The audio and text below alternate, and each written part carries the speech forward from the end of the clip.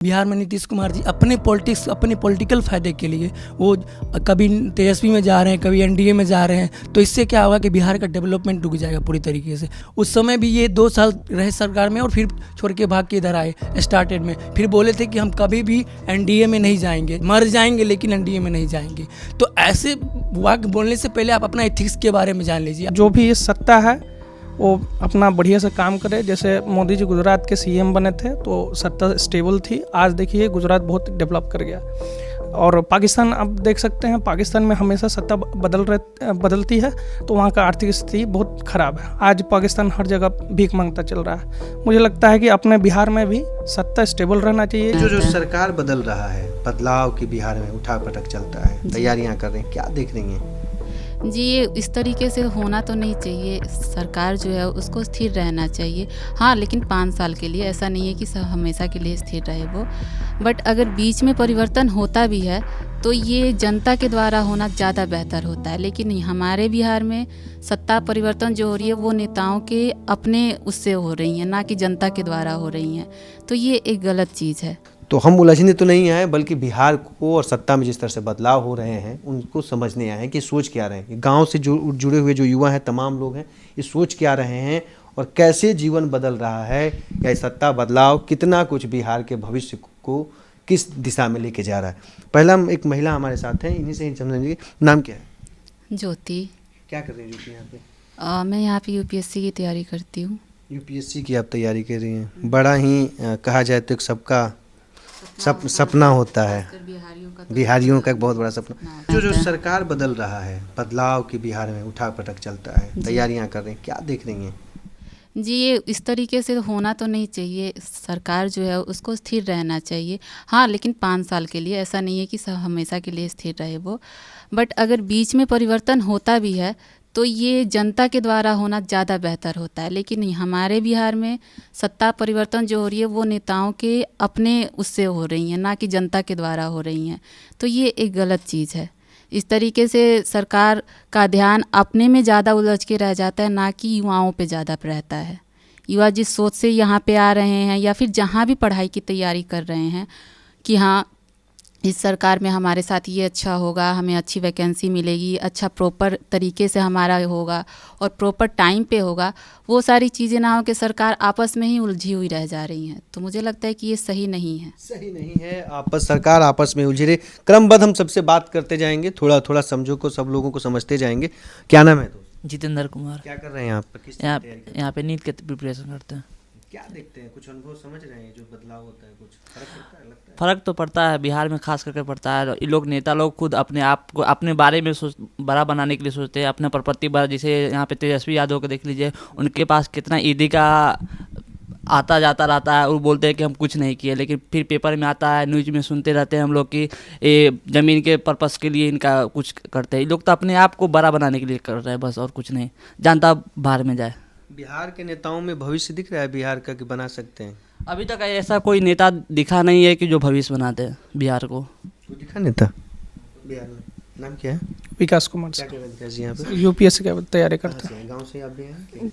गांव से ही हैं। मेरे पिताजी आर्मी ऑफिसर हैं और मैं बहुत उम्मीद से आया हूँ, यहाँ पे तैयारी कर रहा हूँ। लेकिन जिस प्रकार से सत्ता बदल रही है मुझे बिल्कुल अच्छा नहीं लग रहा है। हम यूपीएससी एस्पिरेंट के लिए एक पेपर बनाया गया है, मतलब सब्जेक्ट है जिसका हम लोग एथिक्स बोलते हैं।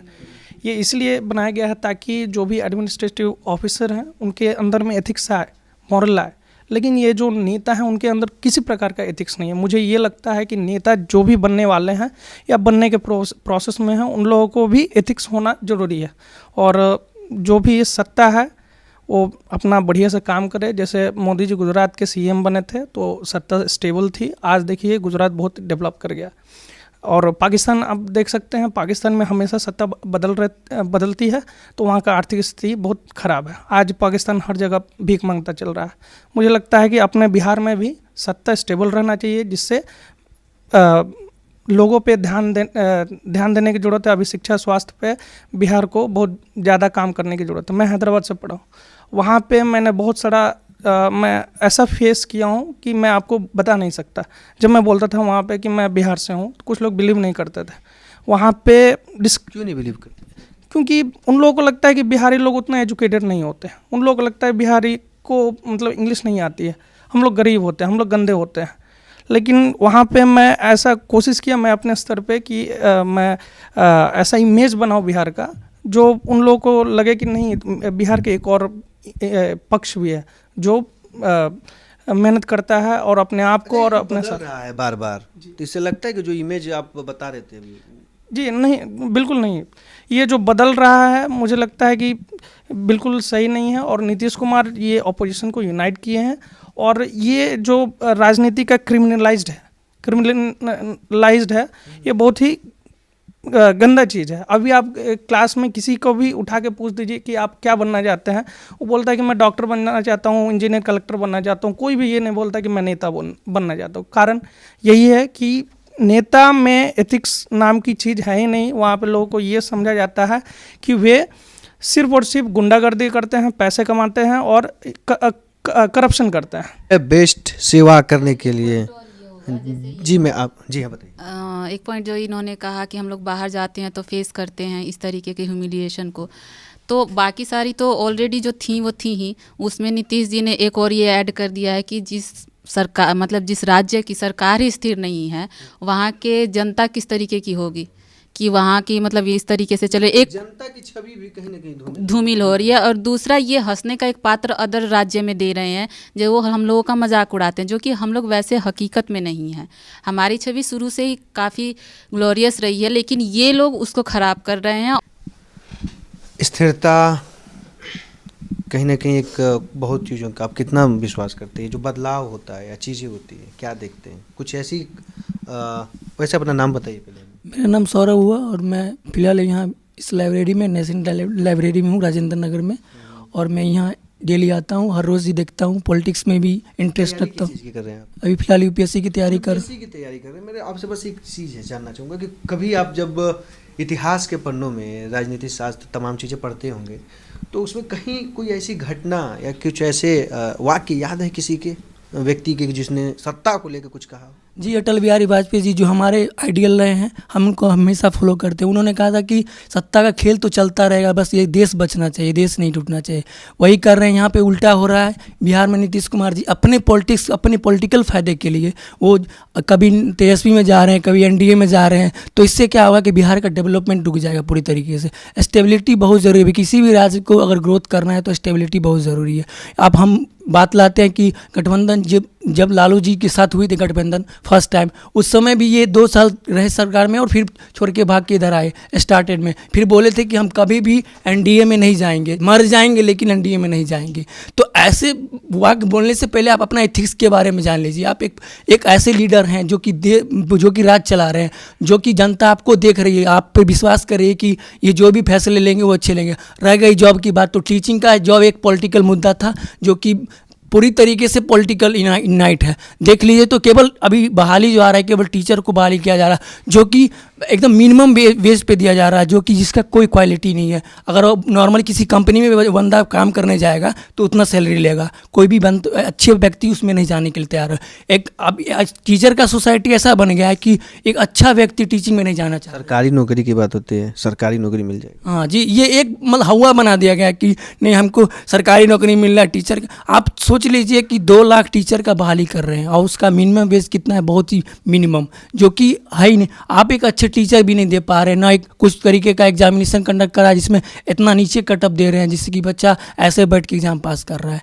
आप एक लिमिट तरीके से आप बहाली करिए, एक स्टेबिलिटी के साथ कीजिए, ना कि एक आए हम 4 साल 5 साल मेरा सरकार हो गया, अब लाते हैं 5 लाख वैकेंसी डाल देते हैं, 10 लाख वैकेंसी डाल देते हैं और बाकी बच्चा 5 साल बैठ के प्रेशर में रहेगा। कोई आप देख लीजिए पीछे कई राजस्थान में जहाँ पे बिहार का बच्चा जाके तैयारी करता है, जो कि आईएएस का तैयारी बच्चा बिहार से बाहर जाकर करता है, जो कि सबसे ज़्यादा आईएएस बिहार देता है। क्यों नहीं यहाँ पे कोचिंग है ऐसा जो कि बच्चा आके यहाँ पे तैयारी कर ले? क्यों नहीं है? क्योंकि यहाँ पे करप्शन ज़्यादा है, कोई पॉलिटिकल लीडर खोलने नहीं देता अच्छे कोचिंग। तो ये तरीके का स्टेबिलिटी इसलिए ज़रूरी है ना, क्योंकि अगर देखिए गुजरात का एग्जाम्पल ले लीजिए, 2001 में जब मोदी जी सरकार में आए थे उससे लेकर लगातार वो आज तक हारे ही नहीं है। आज गुजरात जो गुजरात बिजली के लिए तरसता था, आज गुजरात हर दुनिया का नंबर 1 स्टैचू, दुनिया का नंबर 1 स्टेडियम खोल के रखा हुआ नरेंद्र मोदी जी ने। क्यों? क्योंकि उन्हें स्टेबिलिटी था, वहाँ जनता अवेयर थे, जनता को लगता है कि हमें स्टेबल गवर्नमेंट चाहिए। हमें भी आप जनता को भी सोचना चाहिए कि हम ऐसी सरकार को चुने आने वाले टाइम में। ठीक है, आज एनडीए में सरकार, एनडीए गठित हो गया, ठीक है, मैं मानता हूँ, लेकिन आने वाले टाइम में जनता को इस चीज़ को सोचना चाहिए कि हमें ऐसी सरकार चुनने हैं जो कि स्टेबल रहे और हमेशा के लिए काम करे अच्छी तरीके से। सोच रहे हैं? मेरा नाम विवेक कुमार है, मैं गांव से हूँ। मेरे पिताजी किसान हैं और मतलब हम इस तरह से पटना में रह के पढ़ाई करते हैं जनरल कंपटीशन का। और ये जो अभी चल रहा है सरकार, नाम बता रहे हैं? हाँ, विवेक भाई, जब घर से निकले होंगे, कब से निकले? पटना कब? पटना आए हैं 2022 मतलब पिछले साल। 2022 जब घर से निकल रहे थे तो पिताजी ने क्या कुछ कहा था खेती बाड़ी में? पिताजी भी कभी बाहर पढ़ने आए थे यहाँ पे? मेरे पिताजी सब दिन खेती में रह गए हैं, उनको इतना संभव नहीं था कि हमको यहाँ भेज सकते थे, लेकिन अब वो किस स्थिति में भेजे, वो बोले कि मेरे को छोड़ दो, तुम अपना लाइफ देखो। अब वो किस तरह मेरे को भेज रहे हैं वही हम समझ रहे हैं, लेकिन इस सरकार की स्थिति को देखते हुए अब नहीं लगता है कि पापा का सपना पूरा कर सकेंगे। जिस तरह से उलटफेर हो रहा है, आपने तो सरकार को कभी एनडीए, कभी भाजपा, कभी इधर उधर कर रहे हैं। अपने बात का पिताजी का खेती बाड़ी से कर रहे हैं, सरकार बड़ा कुछ लगा है, रोड मैप, कृषि रोड मैप आपने सुना होगा, है ना? तो किसानों के लिए बात बदलाव हुआ है, खेती बाड़ी में किसानों का जीवन बदला? जहाँ तो है वहाँ तो अभी वैसा ही चला। हम मेरे गांव जो आसपास तो कोई बदलाव नहीं देख रहे हैं खेती बाड़ी में भी। क्या है कि इतना घर से गरीब फैमिली से कि मतलब खेती करने के लिए पढ़ाई छोड़ के 2-4-10 दिन के लिए घर जाना पड़ता है, इस तरह से अपना खर्चा आता है। और वहाँ दूसरे से करवाएंगे, पैसा देना पड़े, उतने घर में है नहीं। तो ये एक गरीब बच्चा के बारे में सरकार क्या सोचती है वो तो वो जाने। तो ये है चुनावी साल में जिस तरह से बिहार में उथल पुथल के साथ चुनावी साल की शुरुआत हो चुकी है। जनवरी अपने अंतिम पड़ाव की ओर है। उस अंतिम पड़ाव में बिहार में एक उथल पुथल देखने को मिला। आने वाले दिनों में क्या कुछ रहेगा उथल पुथल, और गांव के युवा और गांव से जुड़े हुए वो तमाम किसान के बेटे जो बड़े शहरों में आ रहे हैं कुछ सपनों लेके, उन सपनों को कितनी उड़ान मिलेगी और उन उड़ान में कौन सा बाधक बन रहा है चीज़, इस सब कुछ आपको हम लगातार अपडेट करते रहेंगे। तो हमें दीजिए इजाज़त, नमस्कार। अगर ये वीडियो आपको पसंद आया है तो इसे लाइक ज़रूर करें। अगर चैनल अभी तक सब्सक्राइब नहीं किया है तो कर लें और नोटिफिकेशन पाने के लिए बेल आइकन भी दबा दें।